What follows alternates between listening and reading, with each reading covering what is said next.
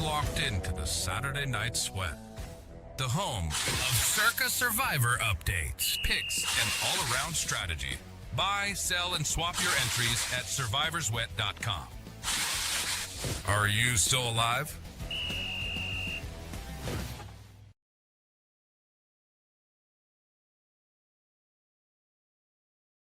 Welcome, everybody, to Saturday Night Sweat. It's our Week 17 edition. I'm here with producer Nick, Mike Buckmiller, who won Circa Survivor in 2022, and 2020 Super Contest winner David Baker, who also has 4 World Series of Poker bracelets under his belt as well. We are here to react live to the big news, the breaking news we just heard a couple minutes ago. We all got grins on our face right now, because we just learned the selection numbers from the folks over in the VSiN studios. 3 Patriots, 3 Bucks, 2 Bengals, and 1 New York Giants. That's right. Kick Your Knees Up took the bold move of taking the Giants. By the way, the only game in the late slate. These other games are all taking place in the early slate tomorrow. Mike Buckmiller, former Circa Survivor champion. I'm going to start with you. My question is, was this a bold and aggressive move, or was this a bad move for Kick Your Knees Up? Well, it was definitely aggressive. There's no question about that. I mean, talk about some stones. I get the late window. I mean, it's not a really good game to hedge. So if you're going to the window and you're trying to lay a price, or you're trying to put some money in the oh man, this is a tough one. This is an absolute tough one. Listen, I can't handicap that game. There is nothing I can do to handicap that game. Right. When you look at it, it's not on my card this week. It's not on my betting profile. There's nothing I can do. I don't know who's coming to play, who's coming to win. I think Pete Carroll's going to always forge forward. I think he's coaching for his job. Obviously, the coach there in New York, he's coaching for a position as well, although I think he's less he has less of a chance to keep that position. That said, like, you can't handicap that game, so I don't know how you can pick that game other than the fact that it's in a late window and it's a bad hedge spot. So I don't quite understand it. So when you tell me it's a bold move, man, it's not a move that I anticipated, not one that I would take. We don't know if it's going to be good or not until after tomorrow. But wow, I mean, I get wanting to save either Cincinnati or Tampa Bay for the following week, because there's going to be less participants on them, just in case everybody gets by. But still, I mean, I don't know whether to not say hats off or psycho. I'm not sure. We can say hats off to the guts, at least. David, he did set himself up for a scoop. So let's go ahead and throw that out there. That's important to mention as well. Bold move or bad move? I mean, it's very tough to say without having, all the information. I mean, I would say on a surface, it seems like a bad move, just because it definitely does feel like there's almost a no shot of a scooper. But I mean, I think there's a realistic chance that either the Bucs or the Bengals could lose. I don't think either of those are locks by any means. If you would have had the Patriots left, I would have said bad move. But I mean, understanding that the Bucs and the Bengals are both, they're not that much more than like 2.5 to 1 favorites. So it's not like he's really foregoing some huge favorite. He's not giving up a 10 or 14 point favorite. Yeah, I don't think next week really had a lot to do with it. I mean, also we don't know like what sort of alliances or trades that there might be out there. He was part of the Cowboys pick, so we don't know if there was something that went on maybe with 1, 2, or 3 of those people. Maybe he has a little triad with a Tampa and a Cincy pick and wanted an extra one in there, or maybe he's just, basically just shooting his shot. I mean, I like the Giants. I put the Giants on my card, and we can see that they're getting steamed. I think it's very clear that the Raiders are doing everything in their power not to win the football game. That being said, I don't think that anybody wants any fines coming from the NFL. I mean, if you're actually tanking and doing something that shows that they could prove, or basically that you fix the game, I think that would be very, very bad for the Raiders organization. So they did all they could by sitting Crosby and Bowers, but at the end of the day, I don't think you can do crazy things like, kneel on it, or, purposely, he's throwing Geno Smith out there. So that's about as much as you can do to tank. Reactions are pouring in on Twitter. People reacting to this bold move. We got one here from Will the Thrill saying the Giants pick is legendary. And I agree with Will if he pulls it off. If he scoops tomorrow, we'll be talking about this forever. I think we got another one here as well. Boss move, knows how much he should hedge after the morning games. That's a very good point because the rest of the games are early on. I reached out to a couple people that are still in this thing just to get their reaction. Real Bro says it makes sense. The entry is worth about $2 million, and that's about what I'd need to be paid to sweat that game. And Bradley said, wow, very unexpected. So people that are still in this contest and people that are, on the sidelines like us watching this are all very surprised by this move. We will see how it plays out tomorrow. I mean, the big winners are the two people who had the Bengals. Basically, this contest is pretty much turned into the last few weeks, with the exception of Christmas. And I think we can, take a look back at Christmas. But with the exception of Christmas, ever since Thanksgiving, these players have made a point to go ahead and say their picks out loud to try to get people not to take their side. So I think the Tampa plays came in early, and they basically said, basically scared him off of that side. I mean, taking Tampa, knowing that 3 other people were on Tampa would be an absolutely terrible pick for him. They're like 5-point favorites. So the Giants is definitely a better pick than that. But, we basically, these Cincinnati people are now 2 of 9 instead of 3 of 9, which really is very, very significant for them. So yeah, I mean, the big winners are the 2 Cincinnati players for sure. Yeah, and to your point, David, I saw John Accorsi was on VSiN earlier this week, and one of his pieces of rationale for why he picked the Bucs was because he was thinking there'd be a little less people on the Bucs than Cincinnati. And if you had asked me earlier in the week, I would agree with that. I would have thought that there would be maybe 1 or 2 extra on Cincinnati when compared to Tampa. I wonder if Accorsi would, flip if he had the opportunity right now. I agree with you that the Bengals folks are happy. Could you argue that the Patriots folks might be a little happy too? Because there could have been 4 on New England theoretically. Yeah, well, here's the thing with the Patriots is Galen, which we know has 2 entries. He pulled one of the Patriots. And so that's smart for him. So if he does have any version of alliance out there, he's just going to give himself better permutations in week 18 because he's got Patriots covered here and he can double back in week 18 as well. And so I am actually not surprised that there's only 3 because one of those entries had the ability to take 2 Patriots. So he spread himself out to maximize his opportunities in week 18 and maximize his ability to get to week 18. And if he has an alliance, it spreads his picks across that he can block some people as well. And so that wasn't as surprising as the Giants pick, to be honest. And listen, when you want to be out on that island, when you want to take that bold move, you also don't want to be up against a 14.5-point favorite on the other side because the opportunity to scoop, it's not realistic. I mean, this is the NFL. Anything can happen. We know a lot of Patriots are down this week, although Trayvon Henderson is now live and up.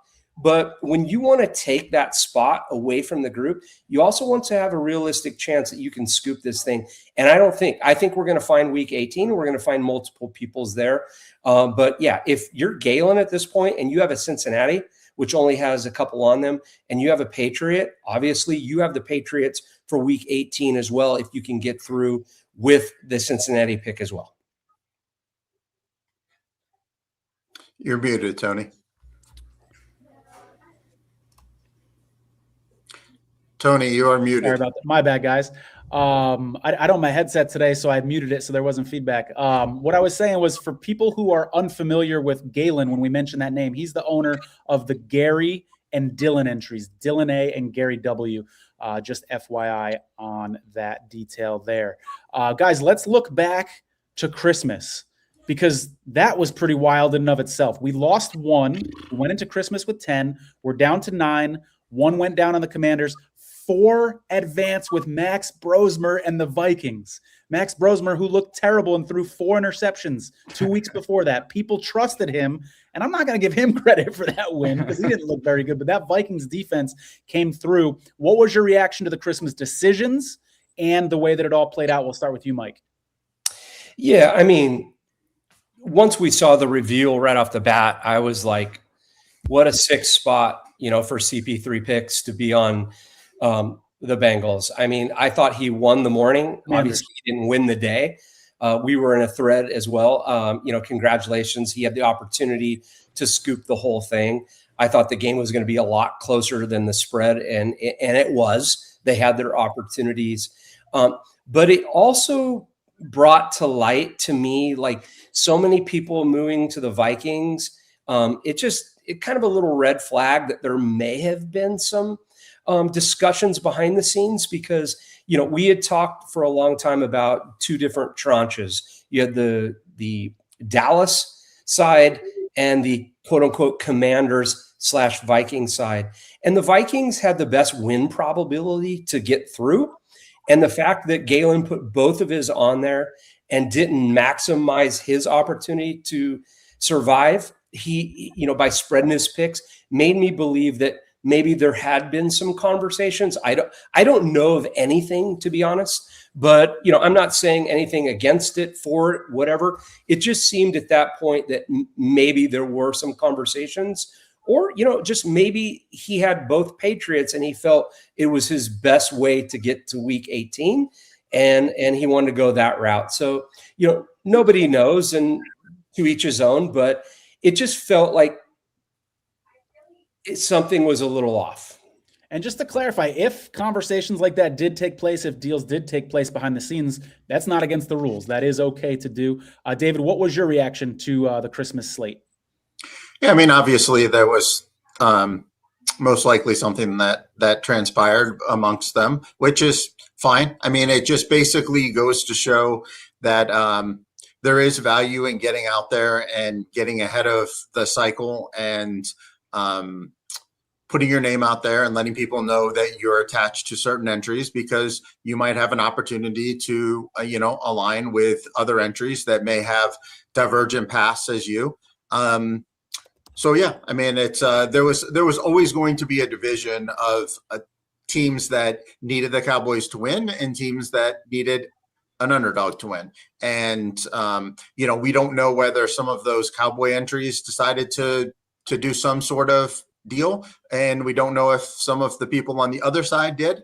But what's pretty obvious is that probably was some sort of conversation and some sort of equity sharing, just because the fact that I think everybody has been very upfront and clear as to who they were going to choose before reveal, and trying to get people to not take their side. And obviously it would be just pure EV torching if you were going to be on Minnesota to not try to get people to get onto Washington. So these guys are too smart for that. But that being said, we've said that when it gets down to it, equity swapping and saving and things like that will just have to be part of the equation. And it's going to be part of the equation this year, and it's going to continue to be part of the equation.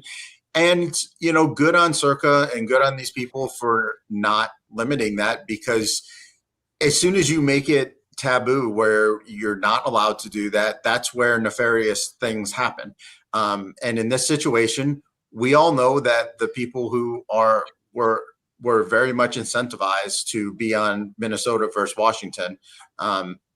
And if you make that like an illegal thing to do, then it just becomes nefarious, and those who are willing to skirt the rules then get a benefit. And we never want that to be the case. We want everybody to be on an equal footing. And look, the Cowboys people set themselves up for the season for that, but Also the Cowboys people also set themselves up to be in a bad position, most likely on Thanksgiving, and they got through with some underdog as well. So it kind of, you live by the underdog, you die by the underdog kind of thing. And, they're forced to now, have to contend with more entries because an underdog won. And that's part of this contest. And, it's constantly evolving. And yeah, I mean, we've seen Survivor on, I think is there like year 50 or something on CBS. That show's been around forever. And the formation of that is nothing, has always started and always been about who you align with and who you trust and who you value. And we could see some serious bluffing going on next week.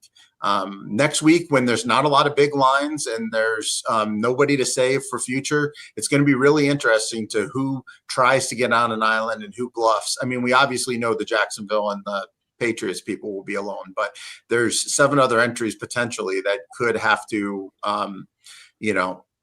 try to wiggle themselves into the best EV spot. All right, question for you, fellas. If you're one of these other folks, besides the way that it impacted the run out, and now there's one less person, say, on Cincinnati, et cetera, how do you feel about there being someone on the Giants? Are you happy because they could very easily coin flip, just get dropped off, and now there's 8 left? Does it give you a little bit of nerves that if all 3 of those teams lose, you don't split it 9 ways? Now you actually have to sweat out a coin flip? Like, besides the way it affected the run out, how do they feel, you think, about someone being on the Giants? I think it's probably a net.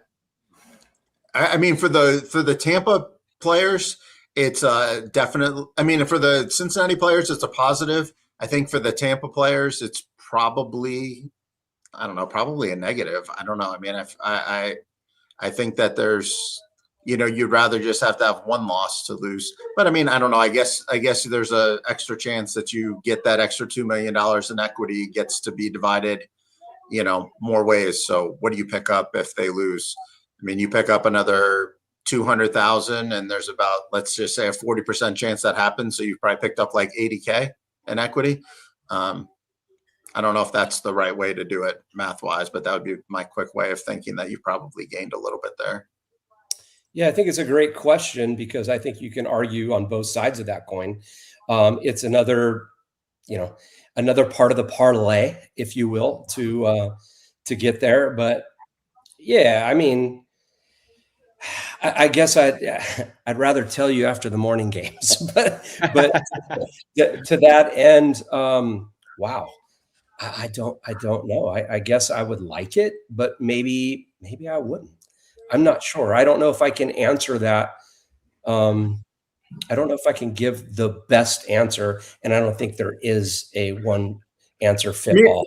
I think maybe if you're New England, you're probably happy that there's an extra chance that you're going to make more money. But I mean, your Tampa, I guess Tampa and Cincinnati. I mean, he could have gone on Tampa or Cincinnati. So yeah, right. You were just praying he picked the other one. So I guess it's you're more relieved that you don't have a 4th on Tampa. I mean, a 4th on Tampa is absolutely that's just terrible for you. The 3rd on Cincinnati is obviously that's bad for you, but I mean, you're the 2nd biggest favorite and you would still only have, 3 of the 9. It's not like the worst case scenario. So obviously the Cincinnati people are just glad that he didn't jump on Cincinnati, and the Tampa people are glad he didn't jump on Tampa. So I guess if given a choice, you'd probably just be happy to take it and not have that other person on your side. Yeah, I think that's right, David, because if you're the Patriots, you're like, yeah, for sure. It's another opportunity for somebody to get whacked. If you're the Bucks or the Cincy, and not to be redundant, you're glad they're not on you. But if somehow the morning run out comes and the Patriots go down and the all 3 go down, it's another way to not. Well, I mean, if they all go down, you could hedge. You could just bet on the Giants, which could lock in some money. But I mean, I think we're all pretty confident that the Patriots are not losing that football game. I mean, as bad as the Raiders want to lose the football, the Jets don't want to win either. I mean, I think the Jets have made it crystal clear that they're not trying to win by not playing Tyrod Taylor. I mean, we all know that Brady Cook is not a better quarterback than Tyrod Taylor. So we know that they're not really trying to win. And we do know the Patriots are trying to win. So, I mean, I would be absolutely shocked. This would be one of the bigger upsets that you could see. I mean, obviously they're division rivals and things happen in those games sometimes, but I mean, I would be absolutely shocked if the Patriots lost this football game outright. As Mike said, it's tough to even try to handicap this Giants-Raiders game, and we don't know what the motivation levels are. I do want to throw out there, though, the Giants last year, when everybody thought that they were going to be tanking, took out the Colts in Week 17, and I know because I was on that game in Week 17 in Circa Survival. Tony, you keep torturing yourself. You've brought this up a few times. I got to do it. No Malik Neighbors this time. He went off that day. But well, I mean, the Giants have less reasons to tank. Obviously, the picks are worth more. You can trade them or whatever. But Jackson Dart is their quarterback of the future. I don't think that they're moving on from Jackson Dart. So if they get the number 1 pick, I don't really think that they're necessarily using it on Mendoza.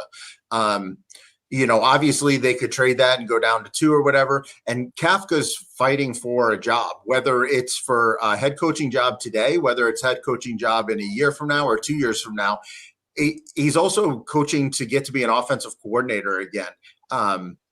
Somewhere. And, we all know that offensive coordinators make the best head coaches. I mean, that's just, you look around the league and it's almost across the board. Your best coaches are offensive coordinators because they get to install an offense and get to keep it for years, rather than you see what happens in Tampa. They lose their offensive coordinator every year. So I think Kafka and Dart are going to try more. I mean, Carroll's basically on his way out. Gino's on his way out. I mean, I think the management is pretty crystal clear that they don't want to win. So I do like the Giants. And Waller aren't going to play in this one, right? I mean, that seems to be a sign. And maybe that's where kick your knees up head was at. I mean, maybe that factored into his decision.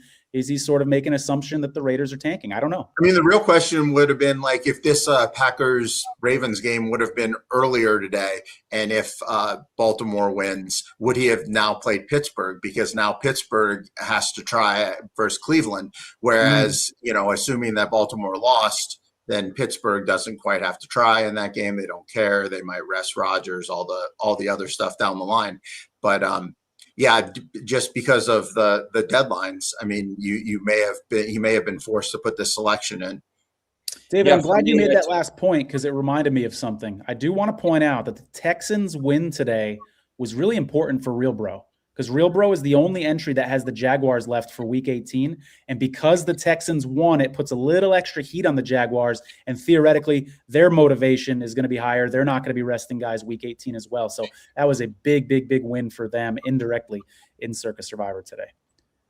I wonder if there's a chance if he would have played Jacksonville had Houston been down, 24-0 at time of submission or something. We won't know that, but there's definitely, it definitely could have factored into it. Who did he end up on?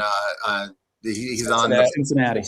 Yeah, so he's in a great spot anyway. He's probably never doing that. And I think didn't he announce early he was going to play Cincy? So he did, David. He did announce Cincinnati, although obviously, as we know, not obligated to do anything until you push the button, and there was no recording of it. With that said, I thought that coming into this week as well, this might be your only chance to take Jacksonville. So it was a version of a gamble. And at the end of the day, you need to get to Week 18 to pick for Week 18. And so now it's debatable whether or not Jacksonville is the better play this week. Now we see the run out, and I would rather have Cincy, Jacksonville, but there's a world where Jacksonville's only game to play would be, or only time to play that card would be now.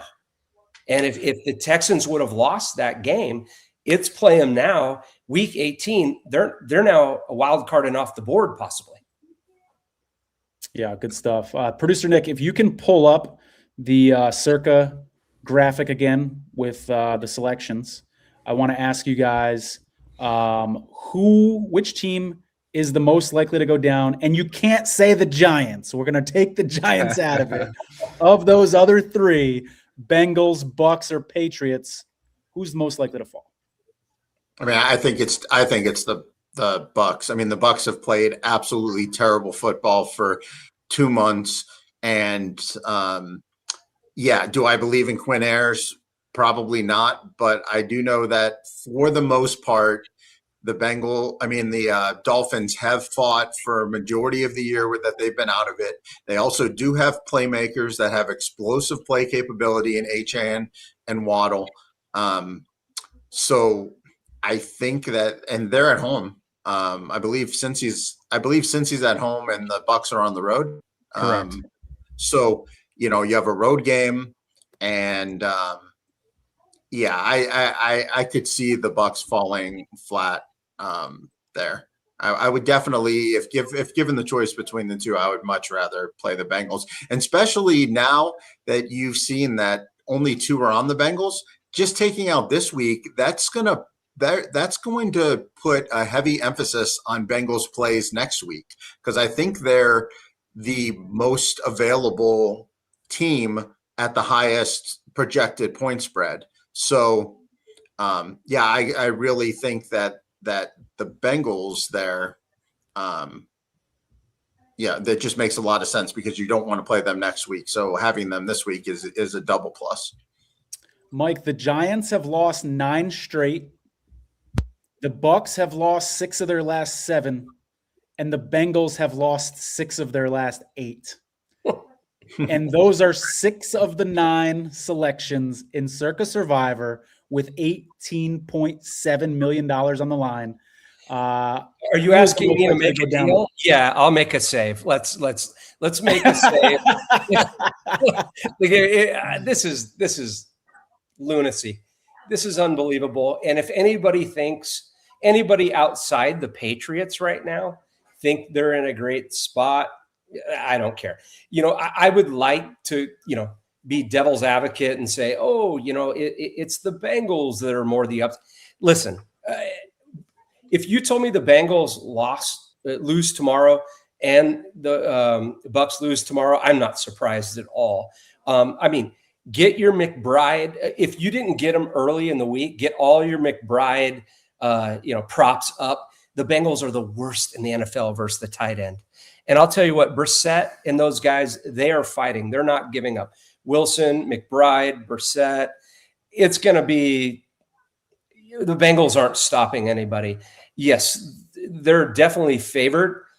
I'm not warm and fuzzy. By the way, if we were still in this and we've been playing this along, our pick would have been the Bengals here. We wouldn't have the Bucks available.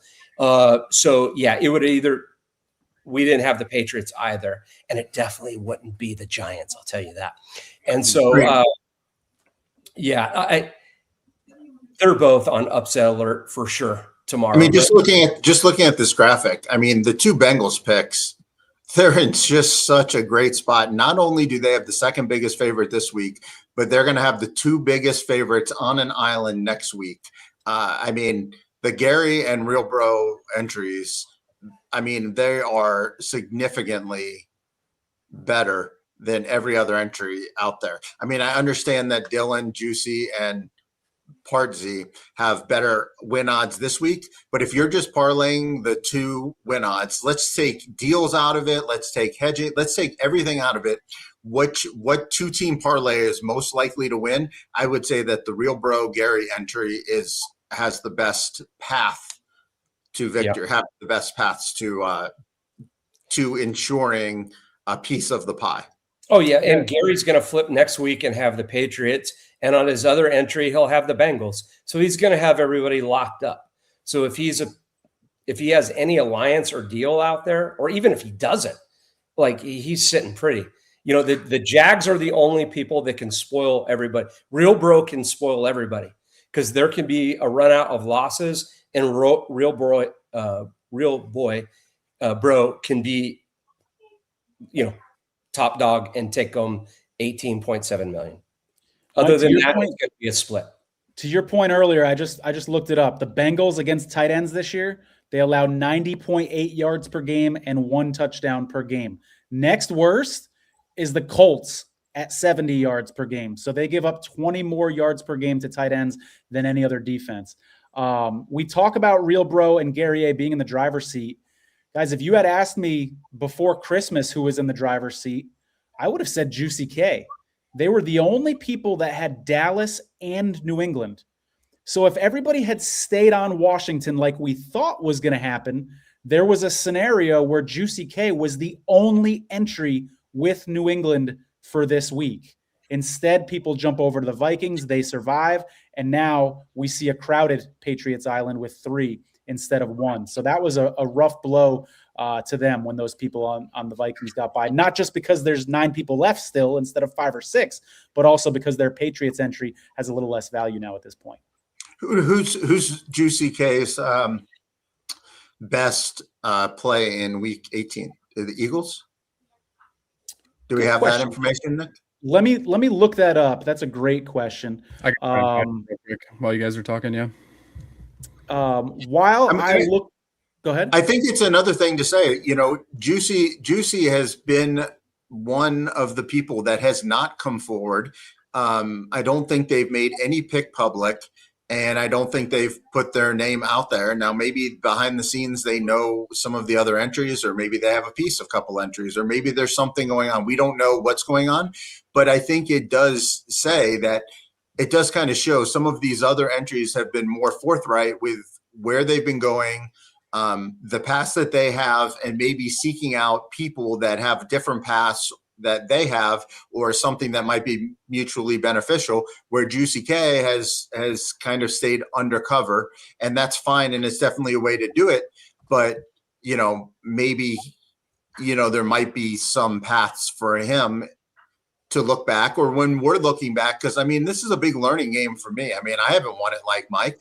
I'm trying to figure this thing out on the fly, and watching what successful people have done in this contest through the years, but especially this year, is to kind of learn from the things that they've done. And obviously every year is going to have a different run out. We don't have that Thanksgiving run out very often. That's like a 1 in 100 run out where we had 4 underdogs win, or else we'd have a different compilation of players. We wouldn't have, Galen wouldn't be in here. We wouldn't be able to learn from the things that he's done.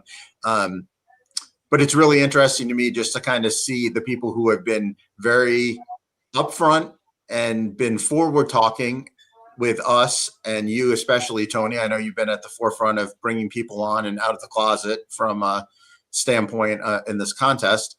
And, the people who have kind of stayed behind the shadows and tried to do everything undercover, and kind of, the different paths that they've kind of been forced on. Yeah. And to answer your question, Juicy does not have Cincinnati. They do not have Philadelphia available. Interestingly enough, they do have San Francisco available. I don't think that's a good spot next week against Seattle, but it was interesting to me that they saved a really good team in the 49ers, and it looks like apparently we'll just not use them at all this year. But I'm looking at their options. No Buffalo, right? Everybody's used them.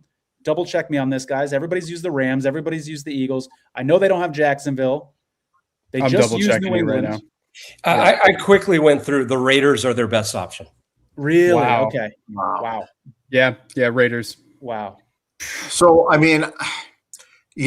understand that, whatever he decides to play, he can just hedge off and make sure that he monetizes some and he wins at least $1 million.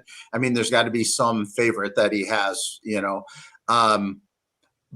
but, it does kind of beg the question, would he have been better off taking San Francisco this week, or even the Giants, or or Tampa? I guess he doesn't have Tampa left either then. So I guess he could have taken Giants or San Francisco this week and then come back next week with the Patriots. That's tough. Yeah. I'd say just get me there. Just get me to week 18, and then I'll hedge week 18 when I know there's. And to your point, Dave, he probably didn't have any conversation. I don't know.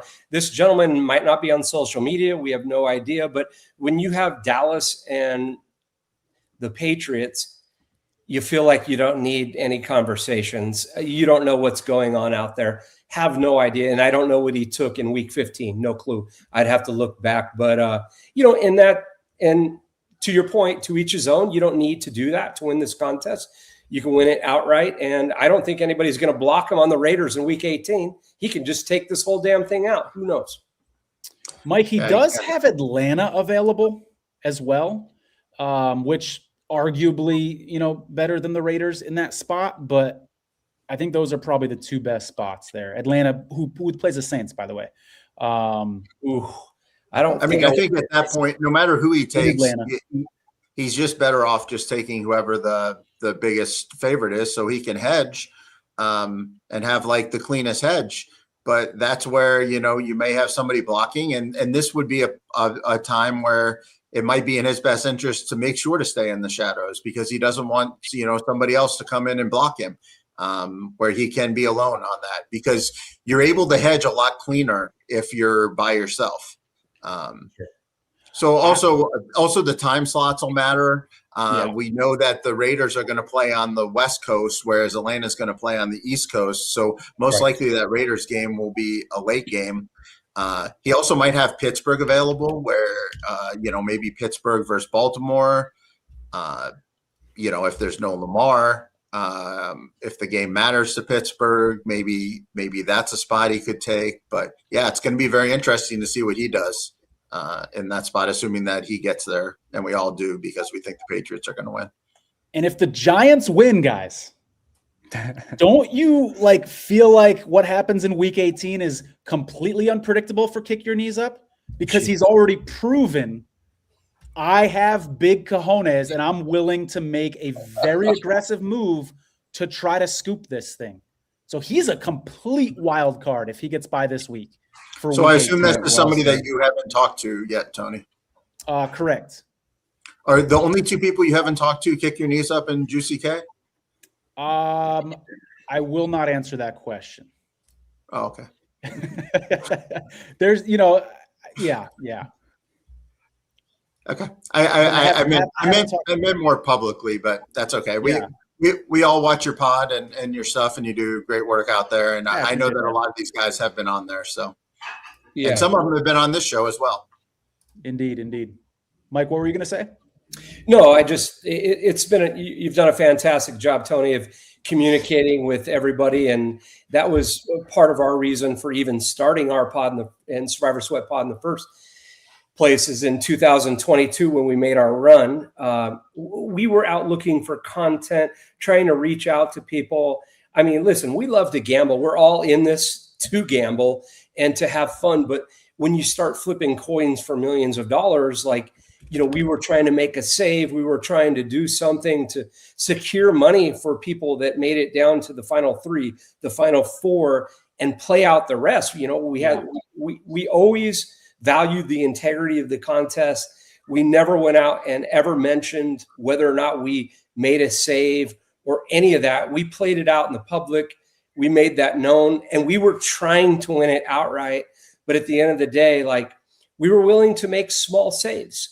And we weren't willing just to go, okay, let's get down here and flip coins for $6 million.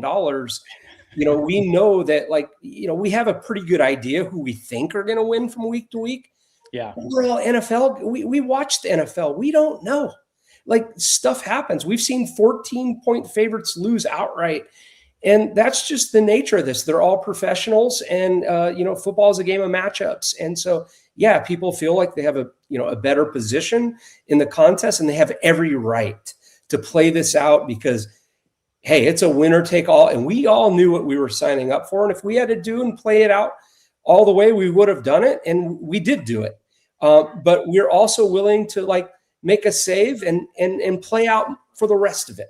And so, to each his own. And congratulations to everybody that made it this far. But the fact that you've given them a platform, Survivor Sweat's given them a platform to communicate, sell off pieces, to monetize. I mean, it's just going to bring more people to the table. And this thing is going to continue to grow because look at the game of poker that's being played right now. Final table, all the way down, and ways that you can sell pieces communicate with people, maybe form alliance, maybe say, fuck the alliance. I'm going to win it outright and take this thing down. And you know what? Congratulations, and to each his own. And hey, by all means. Yeah. Fellas, How that's many kind of a people- weird how many question people- for you. Oh, go ahead. How many David. people chop this up? What's your total now, Mike? I think a minimum of 5 to 7 take it down. We'll have a piece of it that get to the finish line. I'll go under 7. I was gonna set the line at 4.5 as to actual get the check at the end. Doesn't matter whether you did a save or you did anything, whatever. Actually get a check with their name on it, their entry on it. I'll set the over under at 4.5. Yeah. Oh, I think 5. That's a different question. I'm sorry. I did to get their name on the check. Yeah. It's going to be Entries that reach the finish line. sub 5, but I think that there will be 6.5, over 6.5 that actually get to the window. Yeah, I mean, I think that there's already some saves, I would imagine, in place. But yeah, I think one of the two big ones lose this week, and by looking at the distribution for next week, I think there's a definite chance that we have some serious carnage next week. Because these guys don't look like I think the Bengals are the highest projected, and there's like 56% of the people have them available or something like that. By the way this contest has gone, I don't think they all play the Bengals. I think that they will spread out and they will take a lower percentage team. They all understand the reasons not to be concentrated on the same team. So I think we'll have a very diverse group of final picks. And, there's not a lot of big favorites next week outside of Jags Patriots. So, Yeah. Mike, you talked about how this Survivor ecosystem has evolved since you won in 2022. We've got podcasts, we've got the documentary out there, we've got the marketplace, et cetera, et cetera.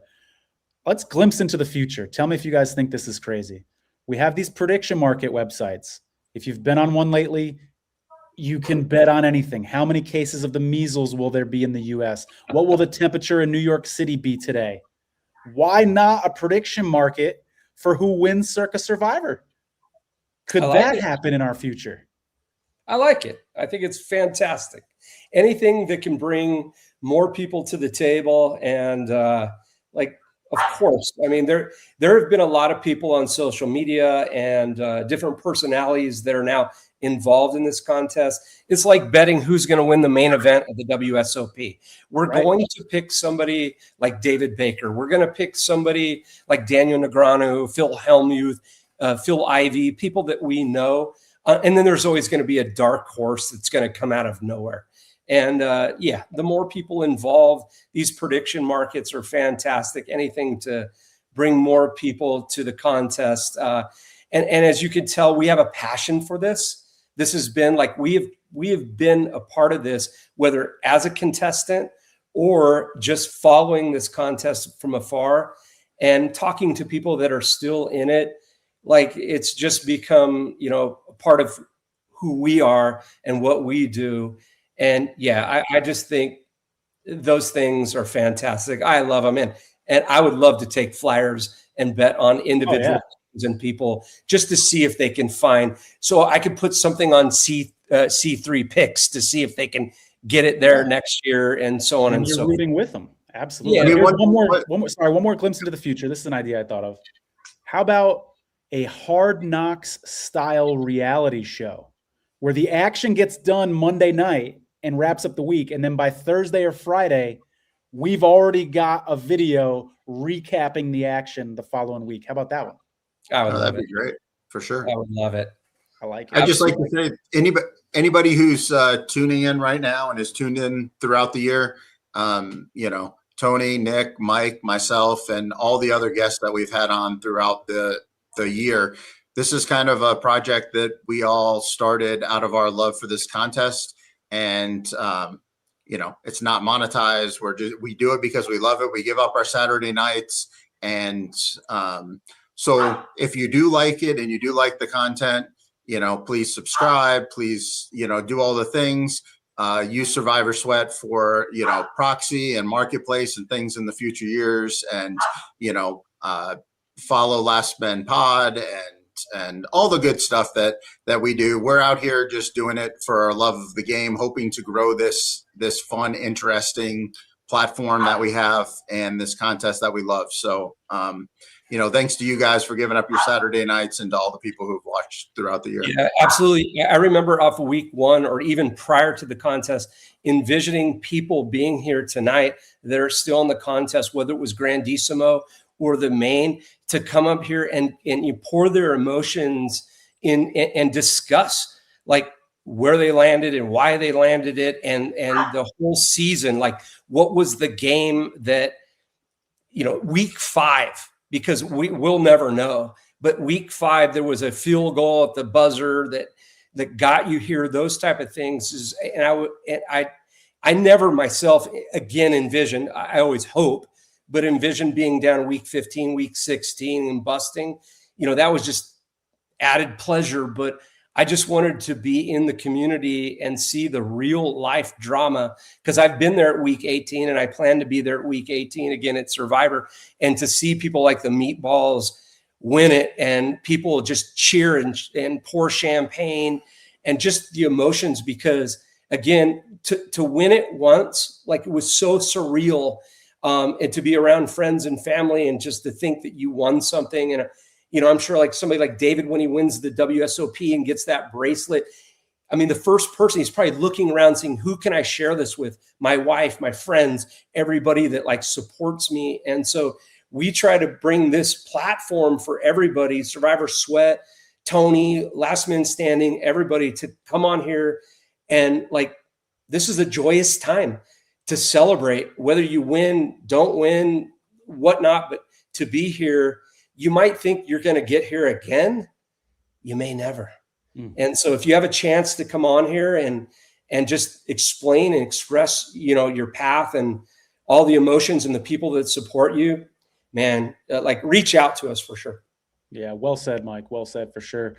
Nick, you got a little something for us over there? Yeah, just a real quick marketplace viewing for you guys. Let's see here. I got to remove this. All right, so I got a little live feed here. One of the things that I wanted to address was this right here. Last sale for, so that entry that we've been looking at the last couple weeks, it actually sold. Both of them did. Okay.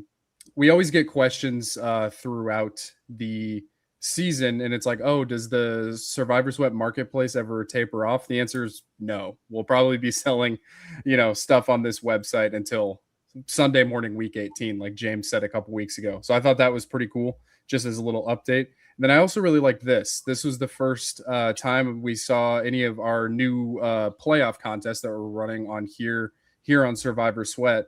And so in order to ride along on this entry for 25% of it, all it costs is $250, and the pot is up at 69 mil. So nice, rough math. If this entry were to win outright, it's like 17K and some change. So $250 to make 17K. I like those numbers. But yeah, just go take a gander over here at Survivor Sweat. It doesn't have to be any Circa stuff. We're running our own contest. We got one revival thing down here. So yeah, take a look at the marketplace for yourself.